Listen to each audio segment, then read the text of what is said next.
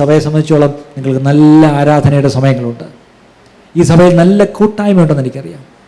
ഈ സഭയിൽ നല്ല ദൈവവചനം ഉണ്ടാവുകൊണ്ട് നിങ്ങൾക്ക് നല്ല ശിഷ്യത്വം നിങ്ങൾക്കൂടെ ലഭിക്കുന്നു. അതുകൂടാതെ നിങ്ങളെ പുറത്തേക്ക് അയക്കുവാനായി ഈ സഭ നിങ്ങളെ പരിശീലിപ്പിക്കുന്നു. എത്ര സ്തോത്രം ചെയ്താലും മതിയാകില്ല പ്രിയപ്പെട്ടവരെ, എത്ര സ്തുതിച്ചാലും മതിയാകില്ല. നിങ്ങളെക്കാട്ടിലും കഴിവുള്ളവർ ഈ കൊട്ടാരക്കരയുണ്ട്. ഉണ്ടെന്ന് തോന്നുന്നുണ്ടോ? തീർച്ചയായിട്ടും നിങ്ങളെക്കാട്ടിലും കഴിവുള്ളവർ, ആത്മീക പാരമ്പര്യമുള്ളവർ, ശുശ്രൂഷയുടെ പാരമ്പര്യമുള്ളവർ, വചനജ്ഞാനമുള്ളവർ, അല്ലേ? എല്ലാം ഒരു കൊട്ടാരക്കരയുണ്ട്. പക്ഷെ ദൈവം കണ്ടിരുന്നത് നിങ്ങളെയാണ്. ദൈവം നിങ്ങളെയാണ് കണ്ടത്. കാര്യം ബലവാന്മാരെ ലജ്ജിപ്പിക്കുവാൻ ദൈവം ആരാ തിരഞ്ഞെടുക്കുന്നത്? ബലമില്ലാത്തവരെ തിരഞ്ഞെടുക്കുകയാണ്. ഒരുപക്ഷെ നിങ്ങൾക്ക് തോന്നും നിങ്ങൾക്ക് ബലമില്ല എന്ന്, നിങ്ങളെ ആരും അറിയുന്നില്ല നിങ്ങൾക്ക് തോന്നും, നിങ്ങൾക്ക് കഴിവും കൃപയൊന്നും ഇല്ല നിങ്ങൾക്ക് തോന്നും. പക്ഷേ കൃപയും കഴിവും ഉണ്ടെന്ന് പറയുന്നവരെ ലജ്ജിപ്പിക്കുവാൻ ദൈവം നിങ്ങളെയാണ് തിരഞ്ഞെടുത്തത്. അതുകൊണ്ട് ആ ഭാരം നിങ്ങളുടെ ദൈവദാസന് കർത്താവ് കൊടുത്തത്. അതുകൊണ്ടാണ് നിങ്ങളെ പേർ ചൊല്ലി വിളിച്ച് ഇവിടെ ദൈവം കൊണ്ട് ഇരുത്തിയിരിക്കുന്നത്. പക്ഷെ ഒരു കാര്യം മാത്രം നിങ്ങൾ ചെയ്യണം, നിങ്ങളതിൽ നിഗളിക്കരുത്, അഹങ്കരിക്കരുത്. താണ് അവൻ്റെ സന്നിധിയിൽ ഇരിക്കുക മാത്രം ചെയ്യുക. തക്ക സമയത്ത് അവൻ നിങ്ങളെന്ത് ചെയ്യും? ഉയർത്തും. ആ ഉയർത്തും വരെയും നിങ്ങൾ എന്ത് ചെയ്യണം? താണിരിക്കണം. ഇനി ഞാൻ ആ കാര്യങ്ങളിലേക്ക് പോവാം. ആദ്യമായിട്ട് എന്തിനാണ് നമ്മുടെ സഭയിൽ വരുന്നത്? ആരാധിക്കാനാണ് വരുന്നത്, അല്ലേ? ഓക്കെ, എന്താണ് ഈ ആരാധന? ഞാൻ ഏറ്റവും കൂടുതൽ ക്ലാസ്സുകൾ എടുത്തിട്ടുള്ള ഒരു സബ്ജക്റ്റ് ഇതാണ്, ആരാധന. എൻ്റെ ഫേവറേറ്റ് ക്ലാസ്സുമാണ് അത്. എനിക്ക് ഏറ്റവും ഇഷ്ടമാണ്. ഓരോ പ്രാവശ്യം അത് പഠിപ്പിക്കുമ്പോൾ എനിക്കത് അനുഗ്രഹമായി തീരുന്നത്. ഓക്കെ, ആരാധന എന്ന് പറഞ്ഞാൽ നമുക്ക് നല്ലവണ്ണം അറിയാം. ഇത് യേശു ഒരു ഗിരിപ്രഭാഷണത്തിലോ അല്ലെങ്കിൽ തൻ്റെ ശിഷ്യന്മാരുമായിട്ടിരുന്നപ്പോഴോ അല്ലെങ്കിൽ ആലയത്തിലിരുന്ന് അവിടെയുള്ള യഹൂദ റബിമാരോട് സംസാരിച്ചപ്പോഴോ ഒന്നുമല്ല ഇതിനെപ്പറ്റി യേശു സംസാരിച്ചത്. ആരോടെ സംസാരിച്ചതെന്നറിയാമോ? നട്ടുച്ചയ്ക്ക് ഒരു ഗണ്ടിൻ്റെ കരയ്ക്ക് ഒരു പുറജാതിക്കാരത്തി സ്ത്രീ വെള്ളം കോരാൻ വന്നപ്പം അവളോടിങ്ങനെ വർത്തമാനം പറഞ്ഞു തുടങ്ങിയപ്പം അവളോടാണ് ഒരു പ്രധാനപ്പെട്ട ഒരു മർമ്മം യേശു പറഞ്ഞത്. എന്താണ് പറഞ്ഞതെന്നറിയാമോ? യോഹന്നാൻ്റെ സുവിശേഷം 4-ാം അധ്യായം 21 മുതൽ 24 വരെയുള്ള വാക്യങ്ങൾ വായിച്ചാൽ അവിടെയുണ്ടത്. യോഹന്നാൻ്റെ സുവിശേഷം 4-ാം അധ്യായം 21 മുതൽ 24 വരെയുള്ള വാക്യങ്ങളിലാണുള്ളത്. വായിച്ചാട്ടെ. യേശു അവളോട് പറഞ്ഞത്, സ്ത്രീയെ, എൻ്റെ വാക്ക് വിശ്വസിക്കുക. നിങ്ങൾ പിതാവിനെ നമസ്കരിക്കുന്നത് ഈ മലയിലുമല്ല യെരുശലേമിലുമല്ല എന്നുള്ള നാഴിക വരുന്നു. നിങ്ങൾ അറിയാത്തവരെ നമസ്കരിക്കുന്നു, ഞങ്ങളോ അറിയുന്നവരെ നമസ്കരിക്കുന്നു. രക്ഷ യഹൂദന്മാരുടെ ഇടയിൽ നിന്നല്ലോ വരുന്നത്. സത്യനമസ്കാരികൾ പിതാവിനെ ആത്മാവിലും സത്യത്തിലും നമസ്കരിക്കുന്ന നാഴിക വരുന്നു, ഇപ്പോൾ വന്നുമിരിക്കുന്നു. തന്നെ നമസ്കരിക്കുന്നവർ ഇങ്ങനെയുള്ളവർ ആയിരിക്കണമെന്ന് പിതാവ് ഇച്ഛിക്കുന്നു. കണ്ടോ, പിതാവിൻ്റെ ഇച്ഛയാണ്. നല്ലോണം ഓർക്കണം, എങ്ങനെ ആരാധിക്കണം, ആരാധിക്കണം എന്നുള്ളത് ആരാഗ്രഹിക്കുന്നു? പിതാവ്. പിതാവായ ദൈവമാണ് പറയുന്നത് who are the true worshippers and how should they worship. ആരാണ് സത്യ നമസ്കാരികളെന്നും ആരാണ് എങ്ങനെ ആരാധിക്കണമെന്നും ആര് പറയുന്നു? പിതാവ് പറയുന്നു. അപ്പം ഒന്നാമത്തെ കാര്യം, ആരാധന ഇറ്റ്സ് ദ ഫാദേഴ്സ് പ്രയോറിറ്റി, അല്ലേ? അത് പിതാവിൻ്റെ പ്രയോറിറ്റിയാണ്, പിതാവിൻ്റെ മുൻഗണനയാണ്, അല്ലേ? പ്രയോറിറ്റി എന്ന് പറഞ്ഞാൽ മുൻഗണന. അപ്പോൾ പിതാവ് പറയുന്നു ആദ്യം നിങ്ങൾ ആരാധിക്കണം. അത് സത്യ നമസ്കാരികൾ ആത്മാവിലും സത്യത്തിലും നമസ്കരിക്കണമെന്നാണ് പറഞ്ഞിരിക്കുന്നത്. ഇനി രണ്ടാമത്തെ കാര്യം, ആരാധിക്കുക എന്നുള്ളത് നമ്മുടെ ഒന്നാമത്തെ ഉത്തരവാദിത്വമാണ്. It is our first responsibility. എന്താണ്? Worship is our first responsibility. ഒന്ന്, ഞാൻ പറഞ്ഞു പിതാവിൻ്റെ പ്രയോറിറ്റിയാണ്. രണ്ട്, നമ്മുടെ ഒന്നാമത്തെ ഉത്തരവാദിത്വമാണ്. ദൈവം നമ്മളെ സൃഷ്ടിച്ചു, ശരിയാണ്. സൃഷ്ടിക്കുക മാത്രമല്ല ചെയ്തത്, പിന്നീട് അവൻ നമ്മളെ വീണ്ടെടുക്കുകയും ചെയ്തു. നമുക്കറിയാം, ഇസ്രായേൽ ജനത്തെ മിസ്രൈമിൽ നിന്ന് ദൈവം വീണ്ടെടുത്തു, പുറത്തു കൊണ്ടുവന്നു, അല്ലേ? വിടുവിച്ചു.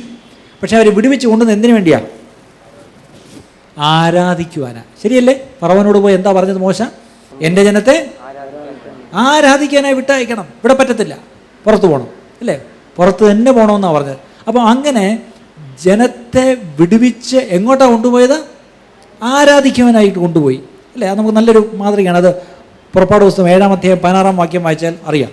ഇനി നമ്മൾ സ്വർഗത്തിലെ കാര്യം ഒന്ന് നോക്കിയാലും വെളിപ്പാട് പുസ്തകത്തിൽ കാണുന്നതും അവിടെ നടക്കുന്നൊരു കാര്യം എന്താ? ആരാധനയാണ്, അല്ലേ? അവിടെ ദൂതന്മാരും ജീവികളും മൂപ്പന്മാരും എല്ലാം ചേർന്ന് അവിടെ എന്ത് ചെയ്യുന്നു? അവർ നിരന്തരം ദൈവത്തെ ആരാധിക്കുക. അപ്പോൾ സ്വർഗത്തിൽ, അതായത് നാളെ നമ്മളും കൂടെ അങ്ങ് ചെല്ലുമ്പോഴും നിത്യത വരെ ഉണ്ടാവുന്നൊരു കാര്യമാണ് ഈ ആരാധന, അല്ലേ? അപ്പം നമ്മളെ അതിനുവേണ്ടി സൃഷ്ടിച്ചു, അതിനുവേണ്ടി നമ്മളെ വിടുവിച്ചു, വീണ്ടെടുത്ത് അതിലേക്ക് തന്നെ വീണ്ടും കൊണ്ടുവരുന്നു. വീണ്ടും നിത്യതയിലും അത് തന്നെ സംഭവിക്കുന്നത്. അപ്പം പ്രയോറിറ്റി എന്ന് പറയുമ്പം പിതാവിൻ്റെ ആ പ്രയോറിറ്റി നമ്മുടെ ഒന്നാമത്തെ ഉത്തരവാദിത്തമായിരിക്കണം, അല്ലേ? പിതാവിൻ്റെ മുൻഗണനയിൽ ഉള്ള കാര്യം നമ്മുടെ ഒന്നാമത്തെ ഉത്തരവാദിത്വമായിരിക്കണം. അപ്പോൾ ഇത് ഓർത്തോണം. ഇനി ഇതിനോട് കൂടെ ചേർന്ന് ഒരു കാര്യം കൂടെ മനസ്സിലാക്കണം. പിശാചിനും ഏറ്റവും ഇഷ്ടമുള്ളൊരു കാര്യമായി ആരാധന. അത് പലപ്പോഴും നമ്മൾ മറന്നു പോകുന്നു, അല്ലേ? ദൈവത്തിന് ഇത് പ്രയോറിറ്റിയാണ്, നമ്മളും അത് തീർച്ചയായിട്ടും നമ്മുടെ റെസ്പോൺസിബിലിറ്റിയാണ്. പക്ഷെ പിശാച് നോക്കിയിരിക്കുക, ഈ ആരാധനയെല്ലാം ആർക്ക് ചെല്ലണം? അവന് ചെല്ലണം. ഇത് നാളം കിട്ടി പിശാച് എന്ത് ചെയ്തു? ഒരു പരിപാടി പണ്ടൊന്നും നോക്കി. നമുക്കറിയാം, വേദപുസ്തകത്തിൽ അതിനെപ്പറ്റി നമ്മൾ കൃത്യമായിട്ട് അത് വായിക്കുന്നുണ്ട്. യെശയ്യാപ്രവചനം 14-ാം അധ്യായം 13-14 വാക്യത്തിൽ അവിടെ നോക്കിയാൽ അറിയാം ലൂസിഫറിൻ്റെ വീഴ്ച എങ്ങനെയായിരുന്നു. യെരമ്യാ പുസ്തകം, യെരമ്യാവിൻ്റെ പ്രവചനം 1-ാം അധ്യായം 16-ാം വാക്യം. ഇവിടെ എല്ലാം നോക്കുമ്പം അവനിലേക്ക് ഈ ആരാധന ചെല്ലണമെന്ന് അവൻ ആഗ്രഹിച്ചു. ഞാൻ ദൈവത്തിന് മുകളിൽ ഞാൻ എൻ്റെ സിംഹാസനം വയ്ക്കും എന്നവൻ ചിന്തിച്ചു, അല്ലേ? അതായത് അവൻ നോക്കിയപ്പം ഈ ആരാധന മുഴുവൻ ഇങ്ങനെ ഒഴുകി ചെല്ലുന്ന എങ്ങോട്ടാ? ദൈവസന്നിധിയിലേക്കാണ്. അവൻ ആലോചിച്ചപ്പോൾ എനിക്കെന്താ കുഴപ്പം? പോരാതിൻ്റെ ഞാനാണല്ലോ വർഷിപ്പ് ലീഡർ, അല്ലേ? ഞാൻ ഈ ലീഡ് ചെയ്ത് ജനത്തെ കൊണ്ടൊക്കെ വർഷിപ്പ് ചെയ്യിപ്പിക്കുമ്പം ഈ ആരാധന എല്ലാം എങ്ങോട്ടാണ് പോകുന്നത്? ദൈവത്തിനാണ്. അപ്പോൾ ഇവന് തോന്നി, എടാ ഇതിലിച്ചിരി ഇങ്ങോട്ട് വന്നാൽ എന്താ കുഴപ്പം? ചിലപ്പോഴെങ്കിലും വർഷിപ്പ് ലീഡേഴ്സും ഈ അബദ്ധം കാണിക്കാറുണ്ട്. എടാ എല്ലാവരും കൂടി ഈ മുകളിലോട്ട് കൊടുക്കുന്ന ഇച്ചിരി എനിക്കൂടെത്താ, ഞാൻ ഈ ഇത്ര മനോഹരമായിട്ടാണ് പാടുന്നത്, എത്ര മനോഹരമായിട്ടാണ് കീബോർഡ് വാങ്ങിയത്, എത്ര മനോഹരമായിട്ടാണ് ഞാൻ ഡ്രംസ് പ്ലേ ചെയ്യുന്നത്, എത്ര മനോഹരമായിട്ടാണ് എല്ലാം ചെയ്യുന്നത്, ഇച്ചിരി എനിക്കൂടെ പോരട്ടെ. അങ്ങനെ ചിന്തിച്ചെങ്കിൽ ലൂസിഫറിന് ആത്മാവ് കയറിയെന്ന് ഓർത്തോണം. എനിക്കറിയാം ലൂസിഫറിന് ഈ ആത്മാവ് കയറിയപ്പോൾ എന്തോ പറ്റിയത്? പുള്ളി പ്രധാന വർഷിപ്പ് ലീഡറായിരുന്നു. ഓർക്കണം, ലൂസിഫർ ആരായിരുന്നു? വർഷിപ്പ് ലീഡറായിരുന്നു, ആരാധന നയിച്ചവരായിരുന്നു, അല്ലേ? അവൻ ഏറ്റവും സുന്ദരനായിരുന്നു, വലിയ ജ്ഞാനിയായിരുന്നു, കാര്യമൊക്കെ ശരിയാ. അവൻ ചിറക് വളർത്തുമ്പം തന്നെ സംഗീതം വരുമായിരുന്നെന്ന് പറയുന്നത് ശരിയാ. പക്ഷേ ആ ഉന്നതനായ ലൂസിഫർ എന്തു പറ്റി? വീണുപോയി. ഇന്ന് ചർച്ചിലും ഞാൻ കാണാറുണ്ട്, പല ചർച്ചിലും ഞാൻ കാണുന്നൊരു സത്യം, അവിടെ ഏറ്റവും കൂടുതൽ വീണു പോകുന്ന ആരാന്നറിയോ? വർഷിപ്പ് ലീഡേഴ്സും വർഷിപ്പ് ടീമുമാണ്. പല സഭകളിലും പ്രശ്നം ഉണ്ടാക്കിയിട്ടുള്ളത് വർഷിപ്പ് ടീമാണ്, അറിയപ്പെടുന്ന സഭകളിൽ പോലും. ഞാൻ ഈയിടയ്ക്ക് ബോംബെ ചെന്നപ്പോൾ ഞാൻ അറിഞ്ഞു, അവിടുത്തെ ഒരു വലിയ ചേർച്ചിൽ വലിയ പ്രശ്നം ഉണ്ടായി. എവിടെ നിന്നാണ് തുടങ്ങിയെന്ന് വെച്ചപ്പോൾ വർഷിപ്പ് ടീമിൽ നിന്ന്. അതുകൊണ്ട് ഞാനൊരു കാര്യം പറയട്ടെ, ആരാധന പിശാചിനും വലിയ ഇഷ്ടമുള്ള കാര്യമാണ്. ഇനി പുതിയ നിയമത്തിൽ വേറൊരു ഉദാഹരണം കൂടെ പറയാം. യേശുവിനെ ഒരിക്കൽ ഒരാളെവിടെ കൊണ്ടുപോയി? ഉയർന്ന ഇതിനെന്തോ പറഞ്ഞത്? പ്ലീസ് ഒന്ന് എന്നെ ഒന്ന് നമസ്കരിക്കാം പ്ലീസ്. അപ്പം നോക്കണം, ഇവനെത്ര നാണം കെട്ടവനാ. ദൈവോത്തരനെ പോലും അവൻ വെറുതെ വിട്ടില്ല. യേശുവിനെ പോലും എന്ത് ചെയ്തു? കൊണ്ടുപോയിട്ട് പറയാ, എന്നെ ഒന്ന് നമസ്കരിക്കാമോ, ഞാൻ ഇതൊക്കെ തരാം. അപ്പം നോക്കിയാൽ അവനെ ഒന്ന് നമസ്കരിച്ചാൽ അവൻ മുഴുവൻ തരാമെന്ന് അവൻ പറഞ്ഞിരിക്കുന്നത്. അത് പറഞ്ഞത് സത്യമാണ്, കാര്യം അവന് കൊടുക്കാൻ കഴിയും. കാര്യം അവൻ്റെ കയ്യിലല്ലേ ഇതെല്ലാം ഇപ്പം കയ്യിരിക്കുന്നത്, കാരണം അവന് കൊടുക്കാൻ പറ്റും. അവൻ പറയുന്നുണ്ട് എനിക്ക് ഇഷ്ടമുള്ളത് ഞാൻ കൊടുക്കും. കറക്റ്റാ. ഇന്ന് അവൻ്റെ ഈ ഓഫറിൽ നമ്മൾ പലപ്പോഴും വീണു പോകുന്നു. പകരം നമ്മൾ ആർക്കായി ആരാധന കൊടുക്കുന്നത്? അറിയാതെ അവന് കൊടുക്കുന്നു, അവന് മഹത്വം കൊടുത്തു പോകുന്നു. ദൈവത്തിനല്ല പലപ്പോഴും നമ്മുടെ ആരാധനകളിലും മഹത്വം പോകുന്നത്. ആർക്കാ പോകുന്നത്? പിശാചിന. ഒരിക്കലും നമുക്കത് പറ്റരുത് പ്രിയപ്പെട്ടവരെ, പറ്റരുത്. 3 കാര്യങ്ങൾ ഞാനിപ്പം പറഞ്ഞു. എന്താണ്? പിതാവിൻ്റെ മുൻഗണന ആരാധനയാണ്. ഒരു വിശ്വാസിയുടെ ഒന്നാമത്തെ ഉത്തരവാദിത്വവും ആരാധനയാണ്. 3, പിശാചും ഈ ആരാധന ആഗ്രഹിക്കുന്നുണ്ടെന്നുള്ള കാര്യം മറക്കരുത്. അപ്പോൾ പിതാവിൻ്റെ മുൻഗണന എൻ്റെയും മുൻഗണനയായിരിക്കണം, അല്ലേ? 2, എൻ്റെ ഉത്തരവാദിത്തത്തിന് ആദ്യത്തേത് ദൈവത്തെ ആരാധിക്കുക എന്നുള്ളതായിരിക്കണം. 3, ഞാൻ വളരെ സൂക്ഷ്മതയോടിരിക്കണം. കാര്യം എൻ്റെ ആരാധന ഞാൻ ശ്രദ്ധിച്ചില്ലെങ്കിൽ അറിയാതെ ദൈവത്തിന് ഞാൻ കൊടുത്തത് പിശാച് കൊണ്ടുപോകാൻ ചാൻസ് ഉണ്ട്, അല്ലേ? എനിക്ക് അല്പം നീളം വന്നാൽ മതി. ആർക്ക് പോയി ആരാധന? ഉദാഹരണത്തിന് നിങ്ങളൊരു നല്ല ആരാധിക്കുന്ന വ്യക്തിയാണ്, നിങ്ങൾ നല്ലോണം അന്യഭാഷയിൽ ഇങ്ങനെ ദൈവത്തെ സ്തുതിക്കുന്നൊരു വ്യക്തിയാണെന്നിരിക്കട്ടെ. നിങ്ങളിങ്ങനെ കുറച്ചാൾ മുന്നോട്ട് പോയപ്പം നിങ്ങളുടെ അടുത്തൊരു സഹോദരി, ഈ സഹോദരി ഇങ്ങനെ ചുമ്മാ സ്വോത്രം പറയുന്നതല്ലാതെ ഈ അന്യഭാഷയിലൊന്നും അത്ര ഇങ്ങോട്ട് ആരാധിക്കുന്നില്ല. അപ്പം നിങ്ങൾ അറിയാതെ സിസ്റ്റർ ഇങ്ങനെയൊക്കെ ഇരുന്നാൽ മതിയോ? ഒന്ന് ആത്മാവിലായിട്ടൊക്കെ നിറഞ്ഞ ആത്മാവിനേക്ക് ഒന്ന് പ്രാപിച്ച് ഒന്ന് ശക്തിപ്പെടും സിസ്റ്ററെ, ഇങ്ങനെയൊക്കെ ഇരുന്നാൽ മതിയോ എന്നൊന്ന് പറഞ്ഞെന്നിരിക്കട്ടെ. പക്ഷെ ആ പറഞ്ഞ ടോൺ അല്പം ഒരു നീളത്തിൻ്റെ ഒരു ടോണിലാണ് പറഞ്ഞെങ്കിൽ നിങ്ങൾ പിന്നെ ഈ അന്യഭാഷ പറഞ്ഞതൊക്കെ എങ്ങോട്ടാണ് പോകുന്നത്? എങ്ങോട്ടാ? കാര്യം നിങ്ങളാ പറഞ്ഞത് ദൈവാത്മാവിൽ നിറഞ്ഞ അന്യഭാഷയിൽ സ്തുതിക്കുന്നതാണ് നിങ്ങൾ വിചാരിക്കുന്നത്. പക്ഷേ നിങ്ങളുടെ അല്പം ഒരു അഹങ്കാരത്തിലാണ് ഇപ്പം നിൽക്കുന്നത്. അതിൻ്റെ അർത്ഥം എന്താ? ആരാധന എങ്ങോട്ടാണ് പോകുന്നത്? അങ്ങോട്ട് പോയിക്കൊണ്ടിരുന്ന് പതുക്കെ വഴി മാറി ഗതി മാറി ഒഴുകാൻ തുടങ്ങി. എങ്ങോട്ടാ? പിശാചിലേക്കാ. ഇതിൽ വലിയ സത്യം നിങ്ങൾ മറക്കരുത്. വർഷിപ്പിനെ പറ്റി ഒരു കാര്യം പറയാം. Worship is never for our excitement. നമ്മളെ ആവേശം കൊള്ളിക്കാനല്ല ആരാധന, പകരം it should be for God's enjoyment. എന്താണ്? ദൈവം ആസ്വദിക്കാനാണ് ആരാധന, അല്ലാതെ നമുക്ക് ആവേശം കൊള്ളാനല്ല ആരാധന. ഇന്ന് അനേക സഭകളിൽ ഞാൻ കാണുന്നൊരു വലിയ പരമാർത്ഥം, നമ്മുടെ സഭയിൽ ആരാധന എന്ന് പറഞ്ഞാൽ നമ്മൾ കാട്ടിക്കൂട്ടുന്നതെല്ലാം നമ്മളെ ഒന്ന് ആവേശം കൊള്ളിക്കാനാണ്. അതുകൊണ്ട് അതിൽ ഏറ്റവും വലിയ കഷ്ടപ്പെടുന്നത് ഈ വർഷിപ്പ് ലീഡേഴ്സാണ്. അവരെ സംബന്ധിച്ചോളം അവരുടെ മേൽ വലിയൊരു പ്രഷറാണ്. എന്താണ്? ജനത്തെ ഒന്ന് ആവേശം കൊള്ളിച്ചേ പറ്റത്തുള്ളൂ. കാര്യം ഇല്ലേ പറയും ഇവൻ എന്തൊരു ആരാധന ലീഡറാന്ന് ചോദിക്കും. അല്ലേ പറയും ഓ ഇന്നത്തെ ഏതാണ്ടൊരു കുഴപ്പമുണ്ട്, ഇന്നത്തെ ആരാധന അങ്ങോട്ട് പോരായിരുന്നു, എനിക്ക് അങ്ങോട്ട് എന്തായില്ല, ഒരു തൃപ്തിയായില്ല. ഞാൻ പറയട്ടെ, നമുക്ക് തൃപ്തിയാകാനല്ല ആരാധന, നമുക്ക് ആവേശം കൊള്ളാനല്ല ആരാധന. ആരാധന ദൈവം ആസ്വദിക്കാനാണ്. അപ്പം നമ്മുടെ ഓരോ ആരാധന സമയങ്ങളും കഴിഞ്ഞിട്ട് നമ്മൾ ദൈവത്തോട് കൊച്ചു ചോദ്യം ചോദിക്കണം. എന്താണെന്നറിയാമോ? ദൈവമേ, did you enjoy today's worship? പ്രത്യേകിച്ച് വർഷിപ്പ് ലീഡേഴ്സ് ചോദിക്കേണ്ട ചോദ്യമാണ്. എല്ലാവരും ഒന്ന് പറയും ബ്രദറെ അടിപൊളി, ഹാ ഇത് നല്ലതായിരുന്നു ഇന്നത്തെ ആരാധന, ബ്രദറെ ഇങ്ങനെ വേണം ഒന്നും കേട്ടോ. അതിനർത്ഥം അവർക്കെല്ലാം ഇഷ്ടപ്പെട്ടെന്ന അർത്ഥം. പക്ഷേ അപ്പം ഈ ബ്രദർ എന്താ ചെയ്യേണ്ടത്? മുകളിലോട്ട് വീണ് കർത്താവേ അവരൊക്കെ ഇഷ്ടപ്പെട്ടെന്ന് അവർ പറയുന്നു, പക്ഷേ അവരുടെ ഇഷ്ടമല്ലല്ലോ എൻ്റെ കാര്യം, നീ ആസ്വദിച്ചോ, നീ ആസ്വദിച്ചോ, അതാ നമ്മൾ ചോദിക്കേണ്ടത് അല്ലേ? ഞാനൊരു കാര്യം കൂടെ പറയാം. നമ്മളിവിടെ ആരാധനയ്ക്കായിട്ട് കൂടി ഈ സ്റ്റേജിൽ കുറേ പേര് ഒന്ന് പാട്ട് നിങ്ങളെ ലീഡ് ചെയ്യുന്നു, ശരിയാണ്. ശരിക്കും പറഞ്ഞാൽ ഇവരിവിടെ ഒന്ന് ലീഡ് ചെയ്യുമ്പം ഇവിടെ ഓഡിയൻസ് ആരാ? തൽക്കാലം അവർ നോക്കുമ്പോൾ നിങ്ങളെ കാണുന്നത്, പക്ഷെ അങ്ങനല്ല. ശരിക്കും പറഞ്ഞാൽ നിങ്ങളെല്ലാം കൂടി ഇങ്ങോട്ട് കയറി നിൽക്കേണ്ടതാണ്. നിങ്ങളെല്ലാം കൂടി കയറി ദൈവത്തെ സ്തുതിച്ച് ആരാധിക്കണം. അപ്പം ഓഡിയൻസ് ആരാന്നറിയാമോ? സ്വർഗം ഇവിടെ ഇരിക്കണം, ദൂതന്മാർ മുഴുവൻ ഇവിടെ നിരന്നിരിക്കണം. അവരിവിടെ ഇരുന്നുകൊണ്ട് പറയണം കൊള്ളാം കൊള്ളാം, മക്കൾ അവർ ദൈവത്തെ ആരാധിക്കുന്നുണ്ടോ, കൊള്ളാം കൊള്ളാം. ഇവിടെ സ്ഥലക്കുറവായതുകൊണ്ടാണ് നിങ്ങളെയൊക്കെ തൽക്കാലം അവിടെ ഇരുത്തിയിട്ട് ഇവർ മാത്രം ഇവിടെ കയറിയിരിക്കുന്നത്. അല്ല നിങ്ങളെല്ലാം ഇവിടോട്ട് കയറ്റിയിരുത്താൻ അവർക്ക് മനസ്സിൽ ആണോ പാസ്റ്ററെ? പാസ്റ്റർക്ക് സന്തോഷം നിങ്ങളെല്ലാവരും ഇവിടെ കയറ്റിയിരുത്താൻ. പക്ഷേ പലപ്പോഴുള്ള പ്രശ്നം എന്ന് പറയുന്നത് ഇവിടെ കയറി നിൽക്കുന്നവരായിട്ട് മിടുക്കനാന്ന് തോന്നും. അല്ല, ശരിക്കും നമ്മുടെ ഓഡിയൻസ് എന്ന് പറഞ്ഞാൽ സ്വർഗമാണ് അല്ലേ? ദൈവം കാണാനാണ് നമ്മളിതൊക്കെ ചെയ്യുന്നത്, ദൈവത്തിന് വേണ്ടിയാണ് നമ്മളിതൊക്കെ ചെയ്യുന്നത്, ദൈവത്തോടാണ് നമ്മൾ ഈ ആരാധന അല്ലേ? Everything is towards God. അപ്പം നമ്മൾ നല്ലോണം ഓർക്കണം, ഫ്രണ്ടിലിരിക്കുന്ന ഓഡിയൻസ് അല്ല എൻ്റെ വിഷയം. എൻ്റെ വിഷയം എന്താണ്? സ്വർഗത്തിലൊരു ഓഡിയൻസ് ഉണ്ട്, കോടാനുകോടി ദൂതന്മാർ കുനിഞ്ഞു നോക്കിക്കൊണ്ടിരിക്കുക അല്ലേ? അവിടെയുള്ള വിശുദ്ധന്മാരെല്ലാം ഇത് കണ്ടുകൊണ്ടിരിക്കുക. അപ്പം അവർ കണ്ടുകൊണ്ടിരിക്കുന്ന ആരാധനയാണ്, അവരാസ്വദിക്കണം ആരാധന, അല്ല നമ്മുടെ മുമ്പിലിരിക്കുന്നവരല്ല. ഈ ഒരു വലിയ പാഠം നമ്മൾ ആ കൂട്ടത്തിൽ പഠിച്ചോണം. ഓക്കെ, നമ്മൾ പലപ്പോഴും ആരാധനയും ചിന്തിക്കുമ്പം ഒരു ഞായറാഴ്ച ആരാധന യോഗത്തിൽ ഉണ്ടാവുന്ന ആദ്യത്തെ 1 മണിക്കൂർ, അതാണ് നമ്മൾ ആരാധനയെന്ന് പലപ്പോഴും പറയുന്നത്. പലപ്പോഴും കൺവെൻഷൻ നോട്ടീസ് കണ്ടിട്ടുണ്ടോ? ആരൊക്കെ പ്രസംഗിക്കുന്നു അവരുടെയൊക്കെ പേരും ഒരു നാളും ഒക്കെ ഇട്ടേച്ച് തൊട്ട് താഴെ പ്രൈസ് ആൻഡ് വർഷിപ്പ്, ആരാണ്? ഒരു കൂട്ടരുടെ പേര് കാണും അല്ലേ? അപ്പം ആ കൺവെൻഷനിലെ പ്രൈസ് ആൻഡ് വർഷിപ്പ് ഒരു ഐറ്റമാണ്. പക്ഷെ ഞാൻ പറയട്ടെ, നമ്മുടെ ആരാധനാ യോഗങ്ങളിൽ അല്ലെങ്കിൽ സഭയിൽ ഒരു ഐറ്റമാണോ പ്രൈസ് ആൻഡ് വർഷിപ്പ്? ആണോ? പക്ഷെ ഇന്ന് അങ്ങനെ ആയിപ്പോയി. ഞായറാഴ്ച വരുമ്പോഴും ശരിക്കും പറഞ്ഞാൽ പ്രൈസ് ആൻഡ് വർഷിപ്പ് ഒരു ഐറ്റമായിപ്പോയി. ഒരിക്കലും അങ്ങനെ ആകരുത് പ്രിയപ്പെട്ടവരെ. ചിലർക്ക് ഈ പ്രൈസ് ആൻഡ് വർഷിപ്പ് മാത്രം മതി. ആ സമയത്ത് അവർ അകത്ത് കയറി ഭയങ്കര ചാട്ടവും നുള്ളലായിരിക്കും. അത് കഴിയുമ്പോൾ അവർ അതിലേക്ക് ഇറങ്ങി വെള്ളവും കുടിച്ച് ചായയും കുടിച്ച് ഇതിലേക്ക് ഇങ്ങനെ പോകുന്ന ഞാൻ കണ്ടിട്ടുണ്ട്. കാരണം അവർക്ക് എന്തോ അവർക്കൊരു ഒരു ഒരു ഒരു ഒരു ഹൈപ്പ് എന്താ പറയുന്നത്, ഒരു ചിലർക്ക് കിക്കെന്ന് പറയുന്നില്ലേ, അവർക്ക് ഈ ആത്മാവിനെ കുടിക്കുക എന്നൊക്കെ പറയുന്ന പോലെ അവർക്കിങ്ങനെ ആത്മാവിൽ നിറഞ്ഞിങ്ങനൊരു ഹൈ ആയിട്ട് നിൽക്കാൻ ഇഷ്ടമാണ്. അത് കഴിയുമ്പോഴത്തേക്കും പ്രസംഗമായിട്ട് ദൈവനാഥം എഴുന്നേൽക്കുമ്പോഴേ പതുക്കെ അതുവഴി ഇറങ്ങി അപ്പുറത്ത് ഓഫീസിൽ പോയി ചായ കുടിച്ചുകൊണ്ടിരിക്കും. ഇത് പലയിടത്തും ഞങ്ങളുടെ ഒരു കുഴപ്പമാണ്. ചിലർക്ക് നേരെ തിരിച്ചാണ്. ചിലർക്ക് ഈ ശബ്ദവും ബഹളവും ഇഷ്ടമല്ല. അപ്പോൾ അവരെന്ത് ചെയ്യുമെന്നറിയാമോ?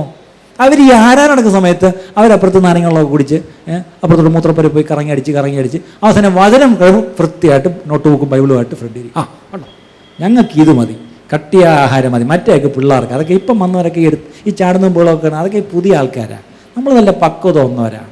പണ്ടിരിക്കും മർത്തോമാരൊരു ബിഷപ്പ് പറഞ്ഞു, ഈ ഒരു ക്രിക്കറ്റ് കാണുമ്പം ശ്രദ്ധിച്ചിട്ടുണ്ടോ, കൊച്ചി ചെറുക്കൻ സ്കൂളിലെ ചെറുക്കൻ അവൻ ടി വിയുടെ മുമ്പ് ഇരുന്ന് ഓരോ സിക്സർ അടിക്കുമ്പോഴും അവൻ ഇരുന്ന് തുള്ളി ചാടി ബഹളം വയ്ക്കും. അതിന് അപ്പൻ ഇപ്പുറത്തിരുന്ന് കാണുന്നുണ്ട്, ഭാര്യ ഡൈനിങ് ടേബിളിൽ നിന്ന് കാണുന്നുണ്ട്, അവരിന്ന് കണ്ടേച്ച് തലയാട്ടുന്നുണ്ട്. പക്ഷേ വല്യപ്പച്ചൻ ഇങ്ങനെ ഈസി ചെയർ ഇങ്ങനെ കിടന്ന് പുള്ളി ഇത് കാണുന്നുണ്ട്. പുള്ളിക്ക് ഒരനക്കമില്ല, പക്ഷേ പുള്ളി എല്ലാം ശ്രദ്ധിക്കുന്നുണ്ട്. ഇതുപോലെ നമ്മൾ ദൈവമായിട്ടുള്ള ബന്ധത്തിൽ ആദ്യം വന്നൊരു പിള്ളേരെ പോലെ കുറേ ചാടും, പിന്നെ അങ്ങ് ഒതുങ്ങി അങ്ങോട്ടിരിക്കും. പക്ഷേ അവസാനം എന്ത് മൂബിലാനെ പോലെ ഈസി ചെയർ ഇങ്ങനെ കിടക്കും. ശരിയാണോ തെറ്റാണോ പറഞ്ഞേ? ഇത് മാർത്തോമാക്കാരെ സംബന്ധിച്ചോളം ശരിയായിരിക്കും, പക്ഷെ നമ്മളെ സംബന്ധിച്ചാൽ അങ്ങനല്ല. ദൈവം ആഗ്രഹിക്കുന്നത് ആ ശിശുക്കളെ പോലെ തന്നെ ഇപ്പോഴും നമുക്ക് എന്ത് ചെയ്യണം? നമുക്ക് ഒരു കൊച്ചു കുഞ്ഞിനെ പോലെ ദൈവസന്നിധിയിൽ ആനന്ദിക്കുവാൻ നമുക്ക് കഴിയണം, അല്ലേ? ദാവീദ് പറഞ്ഞത്, ഇതിലും ഉയർത്താനായിട്ട് ഞാൻ ദൈവത്തെ ആരാധിക്കും. കാര്യം എനിക്കറിയാം ഞാൻ ആരായിരുന്നെന്നും എവിടെ നിന്നാണ് ദൈവം എന്നെ ഇവിടെ കൊണ്ടുവന്നതെന്നും. അതുകൊണ്ട് എനിക്ക് ദൈവത്തെ സ്തുതിക്കാതിരിക്കാൻ പറ്റത്തില്ല. ഈ ആരാധനയെ മാത്രം മതി, മറ്റൊരു കൂട്ടർക്ക് ആരാധന വേണ്ട. പക്ഷെ ദൈവസഭയിൽ രണ്ടുമുണ്ട്, രണ്ടും വേണം, അല്ലേ? അതിൽ ഏറ്റക്കുറച്ചിലുകൾ ഉണ്ടാവായിരിക്കും, പക്ഷെ still we are supposed to be partakers of both the ministry in the church, the worship ministry and the word ministry. ഇത് രണ്ടും നമുക്ക് ആവശ്യം തന്നെയാണ്. ഓക്കെ, അപ്പം ഒരു ഞായറാഴ്ച സംഭവിക്കുന്നത് മാത്രമല്ല ആരാധന. ശരിക്കും പറഞ്ഞാൽ ബൈബിളിൽ ഒരു ആരാധനയുടെ service, order of service prescribe ചെയ്തിട്ടില്ല. പക്ഷേ തീർച്ചയായിട്ടും ചില വാക്കുകൾ നമ്മളെടുത്ത് നോക്കുമ്പം നമുക്ക് പ്രത്യേകിച്ച് ചില പഴയ നിയമത്തിലും പുതിയ നിയമത്തിലും നോക്കിയാൽ അറിയാം. പഴയ നിയമത്തിലാണെങ്കിൽ എബ്രായ ഭാഷയിലാണല്ലോ എഴുതിയിരിക്കുന്നത്. എബ്രായ ഭാഷയിൽ എഴുതിയ ചില പദങ്ങളും ഗ്രീക്ക് ഭാഷയിലെ ചില പദം, ഞാൻ അതിനെപ്പറ്റി ഇവിടെ ഗ്രീക്ക് എപ്പോഴാണ് ഞാൻ പഠിപ്പിക്കുന്നത് എനിക്ക് അറിയത്തുമില്ല, പക്ഷേ ഒന്ന് രണ്ട് വാക്ക് മാത്രം നോക്കാം. ഷാഖ എന്നൊരു വാക്കുണ്ട്, ഷാഖ, SHACH, ഷാഖ. ആ എബ്രായ വാക്കിൻ്റെ അർത്ഥം സിംപ്ലി ഇത്രയേ ഉള്ളൂ, നമ്മുടെ ഫിസിക്കലി വി ബൗ ഡൗൺ, കുമ്പിടുക, കുമ്പിട്ട് ആരാധിക്കുക എന്ന് പറയത്തില്ലേ, ആ തലകളിങ്ങനെ വണക്കി അങ്ങ് ചിലപ്പം മുട്ടുമേൽ നിൽക്കുകയോ ചിലപ്പം തല നേരെ നിലത്തോട്ടിങ്ങനെ ഇങ്ങനെ ഇങ്ങനെ ഇങ്ങനെ പതിപ്പിച്ച് ഉള്ള നെടുമ്പാട്, അല്ലെങ്കിൽ നമ്മുടെ ഭാരതീയ രീതി പറഞ്ഞാൽ സാഷ്ടാംഗ പ്രണാമം, അല്ലേ? ഇതൊരു യഹൂദ രീതിയാണ്. ദൈവം ഭാഗവന്ന് എന്ത് ചെയ്യും? തല വണക്കി നിൽക്കും, മുട്ടുമേ നിൽക്കും, ചിലപ്പോൾ എന്ത് ചെയ്യും? കുമ്പിട്ടങ്ങ് ആരാധിക്കുക. അതിൻ്റെ അർത്ഥം നെടുമ്പാടങ്ങ് വീഴും. ഇതൊരു ആരാധനയുടെ ഒരു പോസ്റ്ററാണ്. ആ വാക്കാണ് ഈ ഷാക്ക എന്നുള്ള വാക്കിലിട്ടിരിക്കുന്നത്, അല്ലേ? അത് എന്തിനങ്ങനെ ചെയ്യുന്നു എന്ന് ചോദിച്ചാൽ വേറൊന്നും കൊണ്ടല്ല, ദൈവത്തോടുള്ള നന്ദി, ദൈവത്തോടുള്ള ആ ബഹുമാനം, അല്ലെങ്കിൽ ദൈവം ആരെന്നുള്ളത് ഓർത്ത് അവൻ ആദരവ് കൊടുത്തുകൊണ്ട് ചെയ്യുന്നൊരു പ്രവൃത്തിയാണ്, അല്ലേ? അതിൻ്റെ കൂടെ തന്നെ വേറൊരർത്ഥമുണ്ട്. ഒരു യജമാനൻ ഇങ്ങനെ നിൽക്കുമ്പം അവൻ്റെ വളർത്തു നായ വന്നിട്ട് അവൻ്റെ കൈ ഇങ്ങനെ നക്കുക. നിങ്ങളുടെ വീട്ടിൽ പട്ടി ഉണ്ടെങ്കിൽ അറിയാം, ചിലപ്പോൾ ആ പട്ടി വന്ന് എന്ത് ചെയ്യും? നമ്മുടെ കൈ ഒന്ന് നക്കും. അത് ഏറ്റവും സ്നേഹമുള്ള പട്ടി സ്നേഹമുള്ള യജമാനോടെ അത് ചെയ്യത്തുള്ളൂ, അല്ലേ? ആ പട്ടി കാണിക്കുന്ന എന്താ? ആ നായയുടെ ആ നന്ദി, ആ സ്നേഹപ്രകടനമാണ്. ശരിക്കും ആ ഒരു വാക്കാണ് ഉദ്ദേശിച്ചിരിക്കുന്നത്. കാരണം അതുപോലെ ദൈവസേനയിൽ വന്ന് നമ്മളെന്താണ് അവൻ ചെയ്ത ഉപകാരങ്ങൾക്ക് നന്ദി പറയുന്നൊരനുഭവം.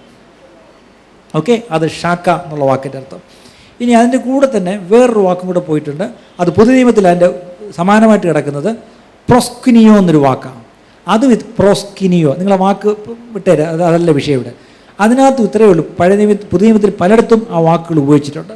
അതായത് നെടുമ്പാട് വീഴുക, അല്ലേ, കുമ്പിടുക ഒക്കെ ചെയ്യുക. ആ കൂടെ ചിലപ്പം കൈകൾ ഉയർത്തിയായിരിക്കാം, ചിലപ്പോൾ ഇപ്പോൾ കൈ അടിച്ചായിരിക്കാം, ചിലപ്പോൾ ഈ പറഞ്ഞ പോലെ വെറുതെ നിൽക്കണമെന്ന് തോന്നിയാൽ അതും ആവാം. അതും ഒരു ആരാധനയുടെ ഭാഗം തന്നെയാണ്. നിങ്ങൾ ചിന്തിക്കരുത് എല്ലാവരും കൈയടിച്ച് മറിക്കുമ്പം വേറെ ആ കൈയടിക്കേണ്ടെന്ന് തോന്നി, ദാറ്റ്സ് ഓക്കെ, അതിനുള്ള സ്വാതന്ത്ര്യം ഉണ്ട്, അല്ലേ? തിരിച്ചും ചിന്തിക്കണം, വെറുതെ നിൽക്കുന്ന സമയത്ത് അപ്പം കൈയടിക്കുകയും ചെയ്യരുത്, അല്ലേ? പല സമയങ്ങളുണ്ട്. കാരണം പരിശുദ്ധാത്മാവ് നമ്മളെ നയിക്കുമ്പം പലതരത്തിലാവാം. ചില സമയം let's have A time of silence എന്ന് പറഞ്ഞാൽ ആ സമയത്തായിരിക്കും ശക്തമായ ദൈവപ്രവൃത്തി നടക്കുന്നത്. നിങ്ങൾ ശ്രദ്ധിച്ചിട്ടുണ്ടോ? നമ്മൾ ചിലപ്പം ചിന്തിക്കുന്നത് നമ്മൾ ഒരുപാട് കൈയടിച്ചങ്ങ് ബഹളം വെച്ചങ്ങ് ആത്മാവിലങ്ങ് ആറാടി നിൽക്കുമ്പോഴാണ് ഭൂതങ്ങളൊക്കെ വിട്ടുപോകുന്നതും സൗഖ്യം നടക്കുന്നതൊക്കെ. ചിലപ്പോൾ നേരെ തിരിച്ചാണ്. ഇതെല്ലാം കഴിഞ്ഞിട്ടൊന്നും സംഭവിച്ചില്ല, പക്ഷേ ഇനി അല്പസമയം നമുക്ക് മൗനമായി നിൽക്കാം. ആ സമയത്തുണ്ടോ പെട്ടെന്ന് അവിടെ കാരണമൊക്കെ വീഴുന്നു. എന്തു പറ്റി? വലിയ വിടുതൽ വേണം. അപ്പോൾ നമ്മൾ ഈ ദിശ ഇതെന്തുമായിരുന്നു? ബഹളം വെച്ചപ്പോൾ ഒന്നും സംഭവിച്ചില്ല, വെറുതെ ഇരുന്നപ്പോൾ നോണ്ടാ ദൈവം പ്രവർത്തിക്കുന്നു. ദൈവമാണ്, അല്ലേ? He will choose to act in his own way. അവൻ ഇഷ്ടമുള്ളതുപോലെ അവൻ പ്രവർത്തിക്കട്ടെ. ദയവായി അതിനുള്ള അനുവാദം ദൈവത്തിന് കൊടുത്തേക്കുക, അല്ലേ? നമ്മൾ മനുഷ്യരും ദൈവമാണ്, അല്ലേ? ദൈവം അവൻ്റെ ഇഷ്ടത്തിന് പ്രവർത്തിക്കട്ടെ, നമ്മളെ വിട്ടുകൊടുത്തേക്കുക. ഓക്കെ, അടുത്ത നമ്മൾ ഒന്ന് രണ്ട് വാക്കുകൂടെ ഒന്ന് പറയാം. അബോധ എന്ന് പറഞ്ഞൊരു വാക്കാണ്, ABODAH, അബോധ. ആ വാക്കിൻ്റെ അർത്ഥം ശരിക്കും 2 ദിനവൃത്താന്തം 35 അധ്യായം 2, 3 വാക്യം ഒന്ന് വാക്യം. 2 ദിനവൃത്താന്തം, 2 Chronicles chapter 35 verse 2 and 3. അവിടെ ഒരു രാജാവ് ചില ഉത്തരവാദിത്തങ്ങൾ ഏൽപ്പിക്കുന്നു ദൈവാലയത്തിൽ. 2 ദിനവൃത്താന്തം 35 2, 3 വായിച്ചേ. അവൻ പുരോഹിതന്മാരെ താന്താങ്ങളെ വേലയ്ക്ക് നിർത്തി യോശിയാവിൻ്റെ കാര്യമാണ് പറഞ്ഞത്. ജോസായ താങ്കളുടെ വേലയ്ക്ക് നിർത്തി യഹോവയുടെ ആലയത്തിലെ ശുശ്രൂഷയ്ക്കായി അവരെ ധൈര്യപ്പെടുത്തി. അവൻ എല്ലാ ഇസ്രായേലിലും ഉപാധ്യയന്മാരും യഹോവയ്ക്ക് വിരുദ്ധന്മാരായ ലേവ്യരോടും പറഞ്ഞത്, ഇസ്രായേൽ രാജാവായ ദാവീദിന്റെ മകൻ ശലോമോൻ പണിത ആലയത്തിൽ വിശുദ്ധ പെട്ടകം വെക്കുവീൻ. ഓക്കെ, അതായത് ആലയത്തിലെ ആ പുരോഹിത ശുശ്രൂഷ, അത് ലേവ്യരായാലും പുരോഹിതരായാലും അതുമായിട്ട് ബന്ധപ്പെട്ട ശുശ്രൂഷകൾക്കെല്ലാം അവിടെ വർഷിപ്പ് എന്നുള്ള വാക്കാണ്. ആ വാക്ക് അബോഡ എന്നുള്ള വാക്കാണ്. ഇനി അതിൻ്റെ 15 തൊട്ടുള്ള വായിച്ചേ, 15, 16. അസാഫ്യരായ സംഗീതക്കാർ ദാവീദിന്റെയും ആസാഫിന്റെയും ഹേമാന്റെയും രാജാവിന്റെ ദർശകനായ യദൂദിന്റെയും കൽപ്പന പ്രകാരം തങ്ങളുടെ സ്ഥാനത്തും വാതിൽ കാവൽക്കാർ അതാത് വാതിൽക്കളിൽ നിന്നു. അവർക്ക് അവിടെ ഒരു ചെറിയ കാര്യമുണ്ട്.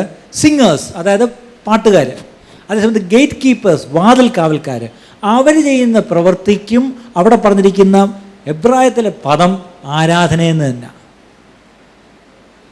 കാര്യം മനസ്സിലായോ?